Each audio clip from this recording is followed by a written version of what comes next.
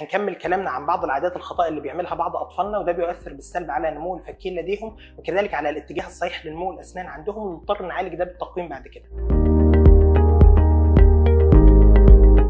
اول حاجه هتكلم عنها ان بعض اطفالنا بيطلع لسانه اثناء بلع الريق، وده بيكون بصوره متكرره او حتى اثناء الكلام، وده بيظهر في صوره التلعثم او حتى اثناء الاكل، وده بيحصل بسبب ان هو بيكون متعود على كده من اثناء فتره الرضاعه، لان معظم اطفالنا عشان يسهلوا الرضاعه لنفسهم بيعمل كده ويخرج لسانه بره اثناء فتره الرضاعه نفسها. بس المفروض ان الموضوع ده بيتوقف عند عمر السنتين، اما لو امتد معاه بعد عمر السنتين فالاسنان بتكون طلعت واللسان بيدفع الاسنان بقوه للخارج، فتكون بارزه لبره اكتر ويظهر عندنا الضب او العضه المفتوحه، ونضطر نعالجها بعد كده بالتقويم.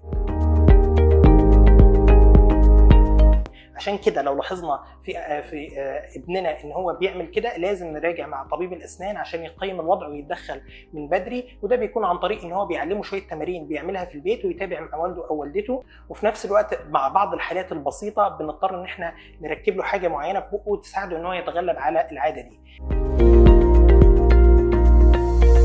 تاني حاجة هتكلم عنها وهي بعض الأطفال اللي بيتنفس من الفم بدل ما يتنفس من الأنف، وبعيدا عن الفوائد اللي بيخسرها من التنفس من الأنف، الطفل ده بيظهر عنده اضطرابات شديدة في النوم، بيظهر عنده شخير أثناء النوم وكذلك رائحة كريهة في الفم. بس أنا هنا بصدد إن أنا أتكلم على المشاكل اللي بتؤثر على الأسنان، فالطفل اللي بيتنفس من فمه بدل الأنف بيظهر عنده ضيق في الفك العلوي وكذلك تزاحم في الأسنان، وبيأثر بالسلب على نمو الفكين عنده، وبيظهر عنده جفاف شديد في الفم، والجفاف ده بيحصل بسبب الهواء اللي بيدخل فمه بصورة كبيرة، فبيأثر على اللثة ويخلي اللثة ملتهبة بصورة كبيرة ويخلي الأسنان الأمامية عرضة للتسوس بصورة أسرع. عشان كده لو لاحظنا ده على أحد أبنائنا لازم